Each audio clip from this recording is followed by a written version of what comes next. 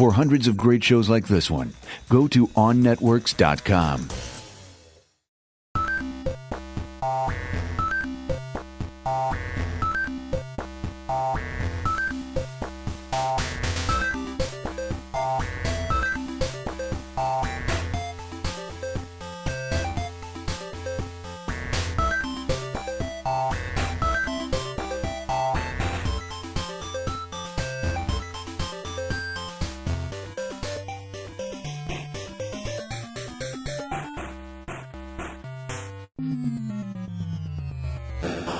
If you play enough video games, you eventually start to see a language and a set of rules they all play by, and you don't need to read the instruction booklet anymore. You just you can start playing the game, and you kind of figure things out as you go. It's kind of like filmmaking, where there's certain rules of editing and composition, and you have to go back to the early filmmakers, like D.W. Griffith or later Orson Welles, to find the guys who really made those rules that we all follow today. In video games, the guy who's responsible for all this is Shigeru Miyamoto. Shigeru Miyamoto was hired by Nintendo in 1977. They hired him to design the artwork that goes on the side of game cabinets. Yeah, he worked as a staff artist. He's intellectually curious, always seeing what was going on. And then in 1979, he actually had his first shot at designing a game. At this point, Nintendo's trying to break into America, and so they try to do this with a game called Radar Scope. Now, it didn't go over so well, so they ended up having like a few thousand of these cabinets left. So, in desperation, they looked at this, young artist and said, hey, you know what? You want to make a game? We got all these Radar Scope machines. See what you can do. We got nothing else to lose. Take all these radar scope parts, we got the cabinets, the joysticks, the screens, just reprogram them, make your own game, let's see what happens. So, Miyamoto gets to work, and out comes Donkey Kong. We all know the history. Donkey Kong became a huge smash internationally, right?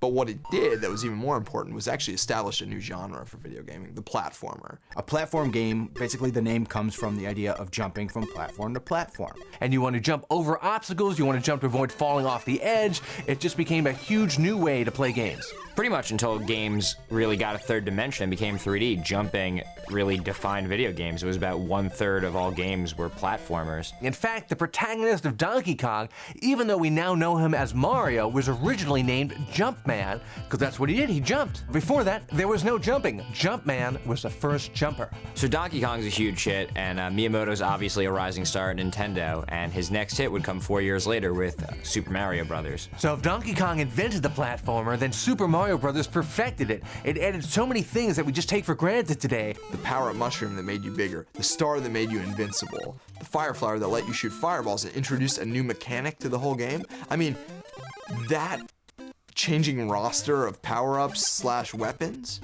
became standard practice, not just for the platformer, but for genres to come. The name Mario Brothers is kind of misleading because in a lot of ways, the star of the game is really the Mushroom Kingdom and all the secrets it has and that kind of thing. What it did was make a fundamental part of the gameplay experience all the hidden secrets and all the interesting shortcuts and weird warps. Back in the day, these things were exchanged by word of mouth. There was no internet, so it kind of created a culture around it. Another thing that I just love about Super Mario is sort of the introduction of the mini-boss. And I mean, basically in Super Mario, you lay down a really nice level progression structure. The level structure of Super Mario Brothers is kind of like going to school. You have, for example, World 1. And then within World 1, you have levels 1, 2, 3, and 4. And at the end, boom, you have a test, a mini-boss. The mini-boss basically tests everything that you've learned within that world. The final exam is the big boss, the lead bad guy at the end of the game, which is pretty much the culmination of everything you learned all at once. I mean, there had been mini-bosses and incremental obstacles and, power-ups of different sorts across games, but no game up to this point had brought all those elements together and tied them together in this perfect, completely realized packaging. It's hard to imagine topping the success of Donkey Kong, but if any game did it, it's Super Mario Brothers. And it's hard to imagine topping the success of Mario Brothers, but he did it again with Zelda. The biggest innovation that Zelda brought is that it drew a big fat line between the arcade and the home. Nintendo was no longer going to try to recreate the arcade experience in the home.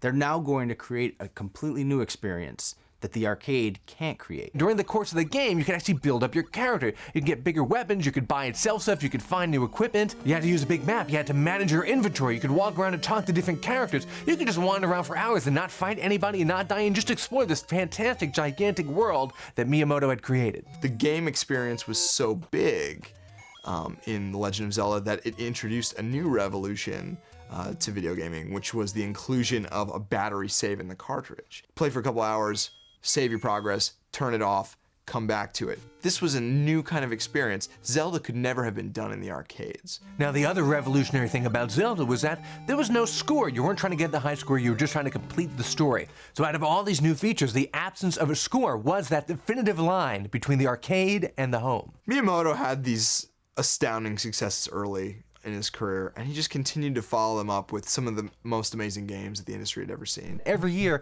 he would crank out new additions to these franchises. Zelda 2, Zelda 3, Mario Kart, Super Mario Bros. 3, Donkey Kong Jr. So every year, these would be the best games of the year, and everyone else was just trying to play catch-up. So it's not that Miyamoto was the only good game designer at the time. Sega had Yu Suzuki, who was also an excellent game designer, but he was just one that had the most influence. When Miyamoto had a hit, it changed the face of the industry. Miyamoto's games have basically defined 2D gaming for 15 years. Then 1996 comes along and he defines 3D gaming with Mario 64. The big addition to Super Mario Bros. 64 was the introduction of a third-person point of view. But it wasn't a static camera.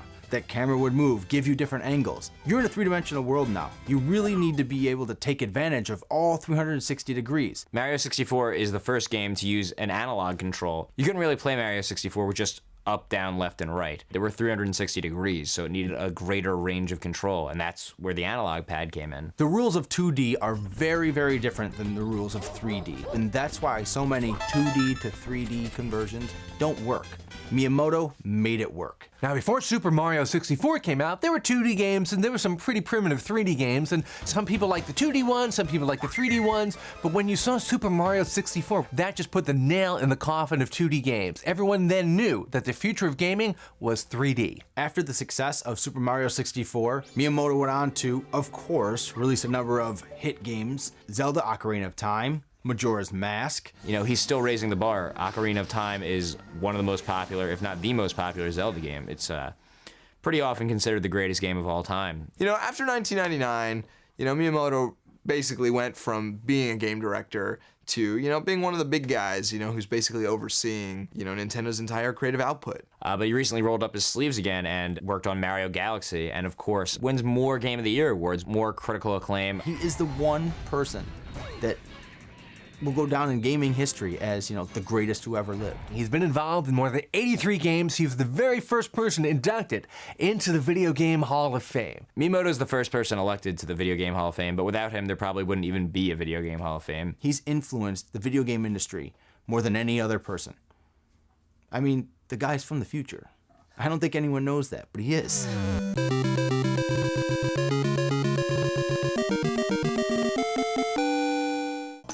For hundreds of great shows like this one, go to OnNetworks.com.